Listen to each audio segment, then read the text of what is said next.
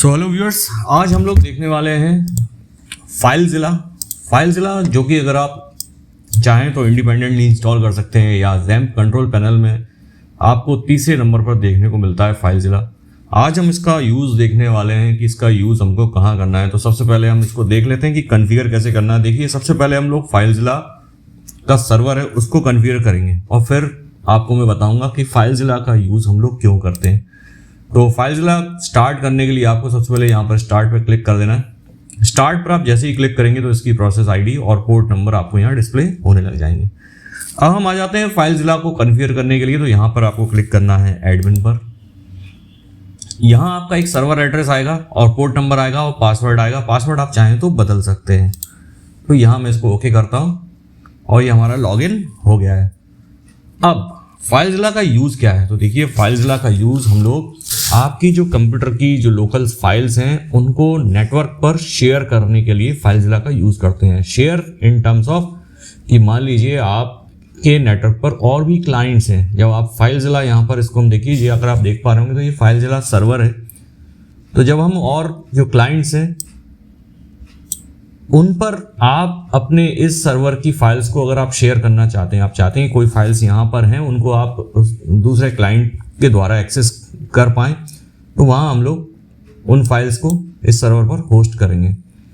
यहाँ हम लोग अलग अलग यूजर्स बना सकते हैं। देखिए, नॉर्मल तरीके से शेयर करने में और इसमें यह है डिफरेंस है कि पहली बात तो यहाँ पर सिक्योरिटी आपको प्रोवाइड कर दी जाती है। आप यूज़र नेम पासवर्ड बना सकते हो और इसमें अलग अलग यूज़र बना सकते हैं। हर यूज़र को अलग अलग टाइप की फाइल शेयरिंग का परमिशन आप दे सकते हैं। इवन अलग अलग जो परमिशन है, रीड, राइट और डिलीट और अपडेट, इसकी परमिशन भी आप सेट कर सकते हैं अलग अलग यूज़र के लिए। तो हर यूज़र को आप एक अलग अलग परमिशन और अलग अलग फाइल का एक्सेस भी आप इसमें प्रोवाइड करा सकते हैं। तो हम इसको कन्फिगर कैसे करना है तो फटाफट से देख लेते हैं। तो इसके लिए आपको पहले तो फाइलज़िला सर्वर की आवश्यकता पड़ेगी जो कि ज़ैम्प के साथ फ्री आता है। उसके बाद जब आप इसको एक्सेस करेंगे फाइल्स को, तो वहाँ आपको FTP क्लाइंट की आवश्यकता पड़ेगी, क्योंकि ये जो फाइल शेयरिंग होती है वो हमारी होती है FTP प्रोटोकॉल के ऊपर।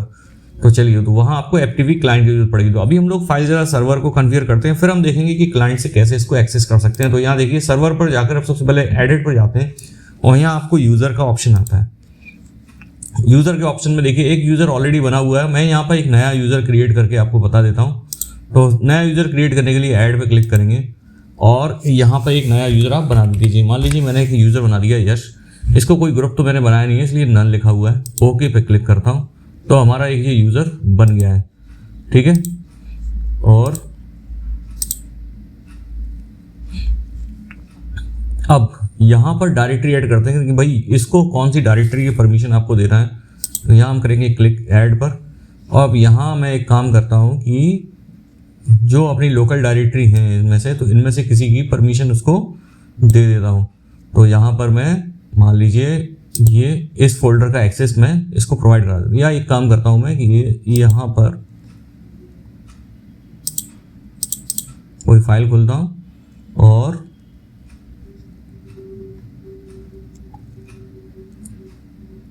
इस फोल्डर का एक्सेस मैं इसको दे देता हूँ। तो यहाँ पर ई ड्राइव के अंदर ई बुक्स नाम से कोई फोल्डर है, तो वो मैंने इसको एक्सेस का दे दिया है। यहाँ राइट साइड में अगर आप देखेंगे फाइल्स की रीड, राइट, डिलीट, ये परमिशन आप सेट कर सकते हैं। तो अभी मैंने सिर्फ रीड की परमिशन दी है कि जो क्लाइंट होगा वो हमारी फाइल को सिर्फ रीड कर पाएगा, उसमें कोई चेंजेस नहीं कर पाएगा, ना डिलीट कर पाएगा। दूसरा, ये डायरेक्टरी क्रिएट और डिलीट करने की परमिशन भी उसके पास नहीं है। यहाँ पर सब डायरेक्टरी की परमिशन है, यानी इसके अंदर भी कोई फोल्डर होंगे तो वो उसका भी एक्सेस इसको मिल जाएगा। ठीक है, तो ये हो गया हमारा। अब हम यहाँ से कर देते हैं इसको ओके। तो देखिए आप, यहाँ लिखा आ गया डन सेंडिंग अकाउंट सेटिंग। अगर मैं यहाँ पर फिर से यूज़र पर क्लिक करूँ तो देखिए हमारे पास 2 यूज़र हैं ऑलरेडी बने हुए।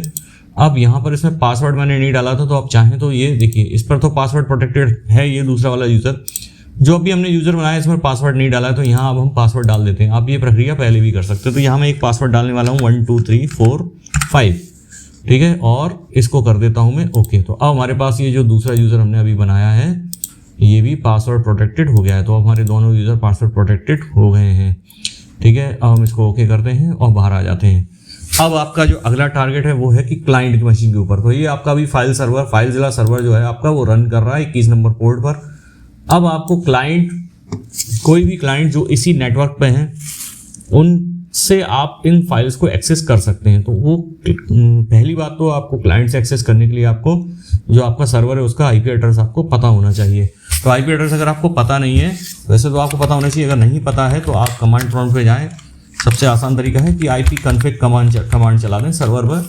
तो यहाँ पर आपको ये देखिए, ये जो IPv4 एड्रेस है, ये लोकल का हमारा IP एड्रेस आपको मिल जाएगा अगर आप लेन पर कर रहे हैं ये काम।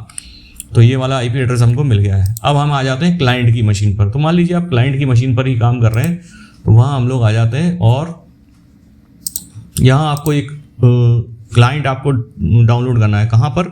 जो आपकी क्लाइंट मशीन है। सर्वर का हमारा काम हो गया। यहाँ पर आप देखिए 2 तरीके के क्लाइंट आप यूज़ कर सकते हैं। एक तो फाइलज़िला का FTP क्लाइंट आता है, दूसरा आता है WinSCP, ये वाला जो है, इसको आप डाउनलोड कर लीजिए यहाँ से, और डाउनलोड करने के बाद इंस्टॉल कर लीजिए। तो कुछ इस तरीके से ये इसका यहाँ से इस तरीके से आपको दिखाई देने लग जाएगा। अब आपको क्या करना है, यहाँ पर जो क्लाइंट मशीन पर आपको क्या करना है, तो सबसे पहले आपको प्रोटोकॉल सेलेक्ट करना है। तो प्रोटोकॉल है हमारा FTP, ठीक है। उसके बाद होस्ट नेम। अब होस्ट नेम क्या है हमारा, तो होस्ट नेम में यहाँ पर हमारा IP एड्रेस आएगा सर्वर का। तो ये IP एड्रेस में डाल देता हूँ 1.45, ओके। पोर्ट नंबर 21 ही था। यूज़र नेम क्या है हमारा, यूज़र नेम हमारा यश, और पासवर्ड हमने डाला था 12345। इसको मैं कर देता हूँ सेव, और यहाँ से करता हूँ इसको लॉगिन।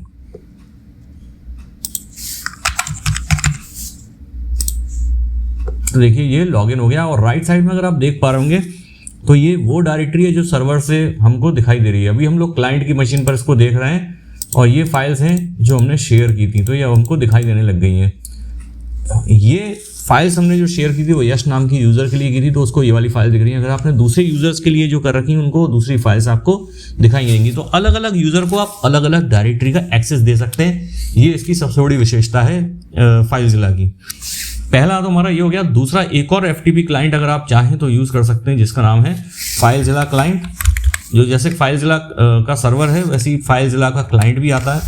सबसे ज़्यादा लेकिन जो यूज़ होने वाला है वो हमारा फाइलज़िला जो WinSCP जो क्लाइंट है उसका सबसे ज़्यादा यूज़ किया जाता है। अब मैं फाइलज़िला का क्लाइंट भी आपको दिखा देता हूँ।